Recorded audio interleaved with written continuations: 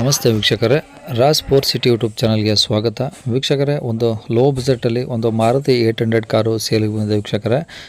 ಗಾಡಿ ಡಾಕ್ಯುಮೆಂಟ್ಸ್ ಕೂಡ ರನ್ನಿಂಗ್ ಇದೆ. ಈ ಗಾಡಿದು ಇನ್ನೂ ಫುಲ್ ಡೀಟೇಲ್ಸ್ ಬೇಕು ಮತ್ತು ಗಾಡಿಯವ್ರದ್ದು ಕಾಂಟ್ಯಾಕ್ಟ್ ನಂಬರ್ ಬೇಕಾದರೆ ವೀಡಿಯೋನ ಆದಷ್ಟು ಪೂರ್ತಿ ನೋಡಿ ವೀಕ್ಷಕರೇ. ಫುಲ್ ಡೀಟೇಲ್ಸ್ ಸಿಗುತ್ತೆ ಮತ್ತು ಗಾಡಿಯವ್ರದ್ದು ಕಾಂಟ್ಯಾಕ್ಟ್ ನಂಬರು ವೀಡಿಯೋದಲ್ಲೇ ಮುಂದೆ ಹಾಕಿರ್ತೀವಿ. ಗಾಡಿ ಓನರ್ ನಂಬರ್ ಅಂತ ವೀಡಿಯೋದಲ್ಲೇ ಮುಂದೆ ಸಿಗುತ್ತೆ ವೀಕ್ಷಕರೇ. ಸರಿಯಾಗಿ ಕೇಳಿಸ್ಕೊಳ್ಳಿ.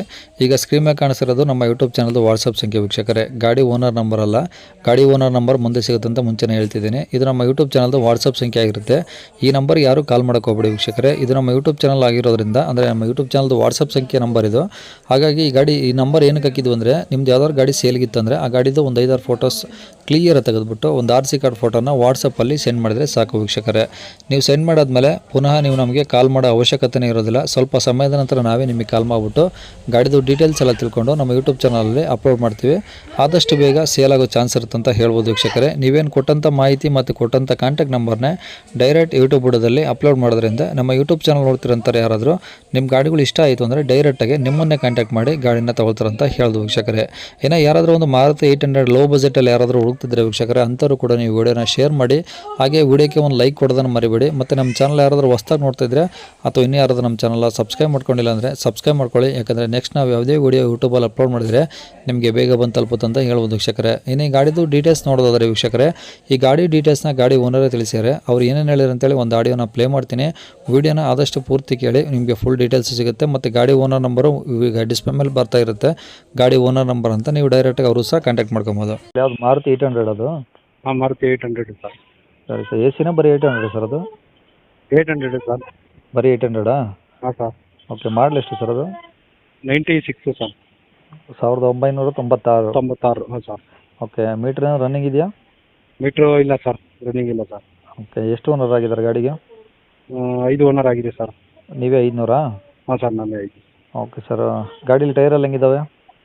ಟೈರ್ ಎಲ್ಲ ಚೆನ್ನಾಗಿದೆ ಸರ್. ಫ್ರಂಟ್ 2 ಟೈರು ಒಂದು 60-70% ಅದು ಐತೆ ಸರ್. ಹಾಂ ಹಾಂ. ಬ್ಯಾಕ್ ಟೈರು ಮಾತ್ರ ಇದಾಗೈತೆ ಸರ್. 40% ಇರ್ಬೋದು ಸರ್ ಅದು. 40% ಇದಾವಾ? ಹಾಂ ಸರ್. ಓಕೆ. ಸ್ಟೆಪ್ನಿ ಇದೆಯಾ ಗಾಡೀಲಿ? ಹಾಂ, ಸ್ಟೆಪ್ನಿ ಐತೆ sir. Okay. FC insurance? FC insurance ಏನಾರ ರನ್ನಿಂಗ್ ಐತೆ ಸರ್. ಇನ್ನು ಎಷ್ಟು ದಿನ ಇದಾವೆ? ಇನ್ನು FC ಬಂದು 26 ಗಂಟೆ ಇರಬೇಕು ಸರ್. ಹಾಂ. ಅದು ನೋಡಿಲ್ಲ ಕರೆಕ್ಟಾಗಿ. ಓಕೆ. ಇನ್ಸೂರೆನ್ಸ್ ಮಾತ್ರ ಜನವರಿ ಗಂಟೆ ಐತೆ ಸರ್. ಅಂದರೆ ನೆಕ್ಸ್ಟ್ ಇಯರ್ ಜನವರಿ ತನಕ ಐತೆ? ಹಾಂ, ನೆಕ್ಸ್ಟ್ ಇಯರ್ ಜನವರಿ ಇದೆ. ಓಕೆ. ಇಂಜಿನ್ ಹೆಂಗಿದೆ sir condition? Engine condition super ಆಗೈತೆ ಸರ್. ಎಲ್ಲ ರೆಡಿಯಾಗಿ ಆಯಿಲ್ ಸರ್ವಿಸ್ ಎಲ್ಲ ಮಾಡಿದೆ. ಸರ್ವಿಸ್ ಮಾಡಿ ಒಂದು 800 ಓಡಿರ್ಬೇಕು ಸರ್. 800-900 ಓಡಿರ್ಬೇಕು ಸರ್, ಅಷ್ಟೇ.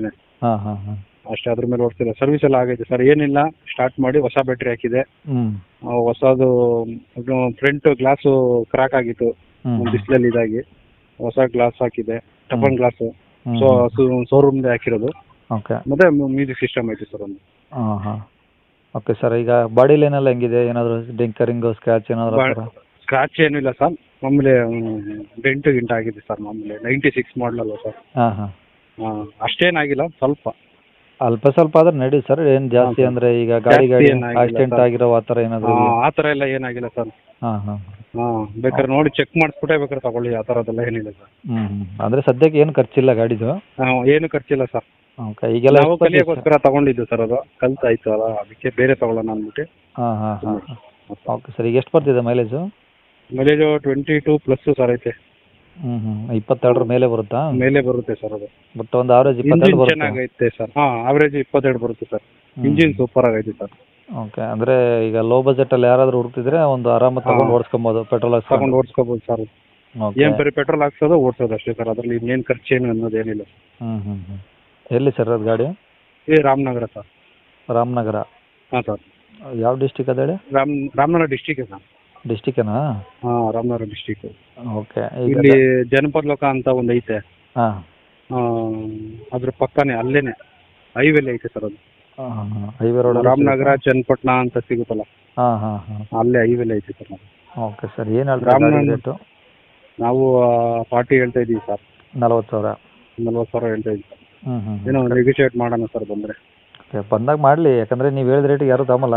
ಹಾಂ ಸರ್. ಅವ್ರು ಬಂದು ಗಾಡಿ ನೋಡಿ ಇಷ್ಟ ಆಯಿತು ಅಂದರೆ ಅವ್ರಿಗೆ ಏನು ಅನಿಸುತ್ತೆ ಅದನ್ನ ಕೇಳ್ತಾರೆ. ಹೌದೌದು ಸರ್. ಒಟ್ಟಿಗೆ ನೀವು 40,000 ಹೇಳ್ತಾ ಇದ್ದೀರಾ? 40 ಹೇಳ್ತಾ ಇದ್ದೀವಿ ಸರ್. ಓಕೆ. ಇನ್ನೂ ಕಡಿಮೆ ಮಾಡ್ತೀರಾ?